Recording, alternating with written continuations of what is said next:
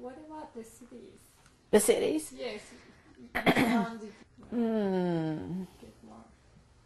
What is the one? Antalya.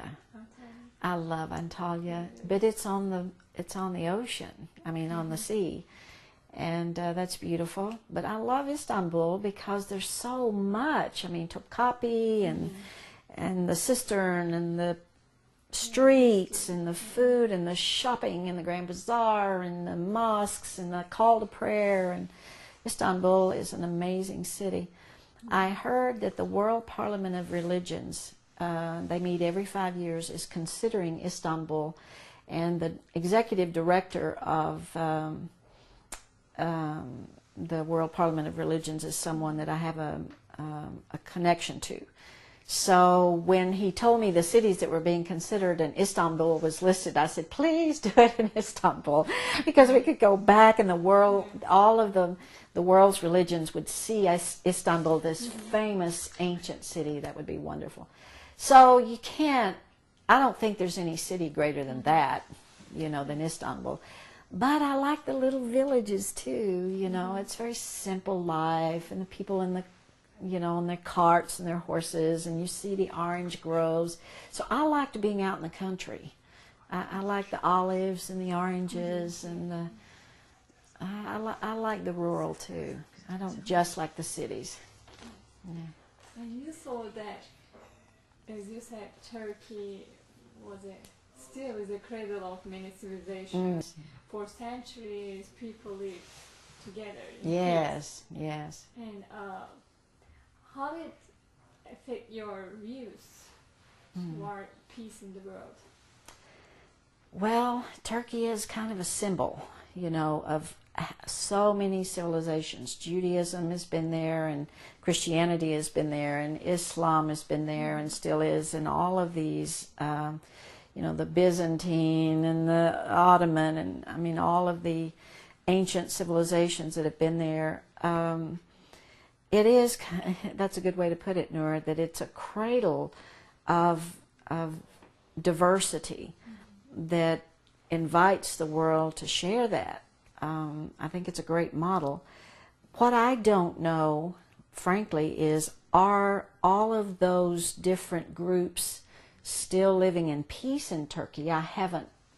Turkey's not a war state, so certainly they're living peacefully, but are they interacting? I don't know. I haven't learned that much yet, but it does seem to me to be a place where people of different faiths are welcome, certainly. I never felt unwelcome as a Christian, and so it would seem to me to be a place where people of different faiths are welcome.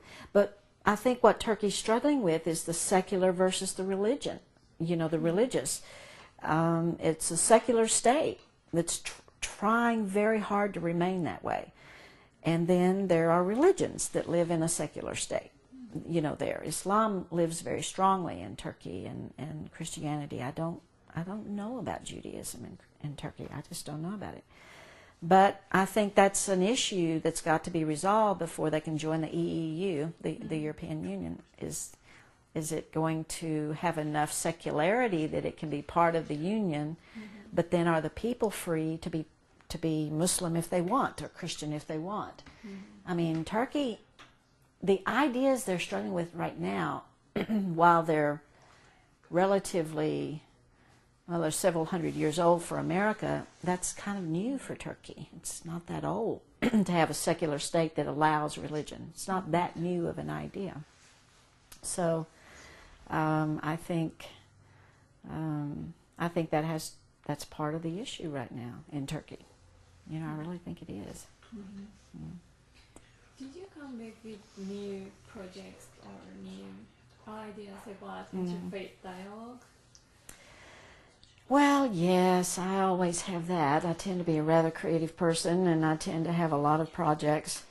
I came back with one new idea that was given to me through the enthusiasm of the students. We learned there that Fatih University invites American faculty and students to come over and study, and so they have a course where the Turkish faculty teaches and the American faculty teach, and the Turkish and American students study together. Well, we all want to do that. So hopefully in 2 years we will go back and have a course at Fatih University. Yes, I'm very excited about that. So that's a brand new idea. And then we went over to see what we could do about starting an institute of education on our campus that studied the Gulen model. And I think we're taking the first step this fall. The Gulen Conference, the second Gulen Conference, is at the University of Oklahoma. Akbar Ahmed has been invited and agreed to come and be our speaker, and he is so open and so amazingly wonderful. We're really looking forward to his support, you know, of this event. And so I think that's the first step, because once we bring the movement onto the campus in a large way, then more people will learn and more people will be exposed, and then we can start building our Institute of Interfaith Dialogue and you know, getting our work going. So, I mean, there's a lot of ideas. Yes, and you put them in action. I tend to do that. I tend to make them happen. What about Gulen? Yes. And I asked people that if you had a chance, what would you say to Gulen? And you had that chance to meet him. I did. So can you tell us about your meeting with him? Yes. Well, anyone who's met Gulen knows that he is a very humble and devoted man. I almost can't talk about him. Being in his presence was very powerful. I hope this isn't culturally an insult, but when I looked into his eyes, I saw love for humanity and for me as a human being, you know, the appropriate love from human to human. He has very loving presence about him, and there's a great kind of energy around him, and I could feel that. And so I just found when I was with him that I was kind of quiet. I just wanted to sit where he was because he exudes this very strong love. And then when he spoke, he's very wise. He's a very wise teacher. And we were able to have a private dinner with him, my spouse and I. And we could ask questions. And I asked about Jesus' love and the kind of love Jesus taught. And what he thought about that.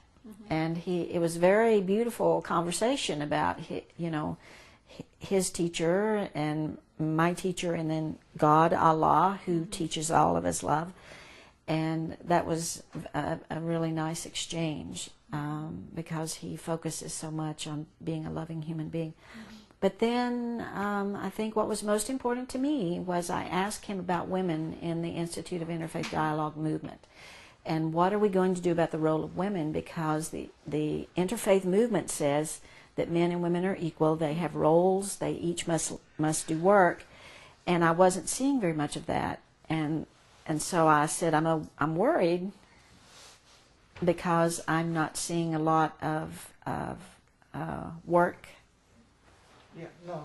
It's just one. Are we ready? You want water? Okay. No, I'm fine. I was just saying they're probably getting those. So anyway, I asked him about the role of women in the movement, and I said, I feel like God has invited me into this movement. I'm a woman, and it's very hard to be a woman and be a leader and be with a group who are used to men being the leaders and doing all the work.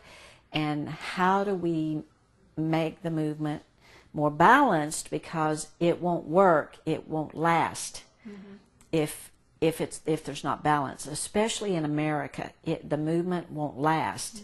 It'll have a rise, but then it will die if women are not included, and in Europe also.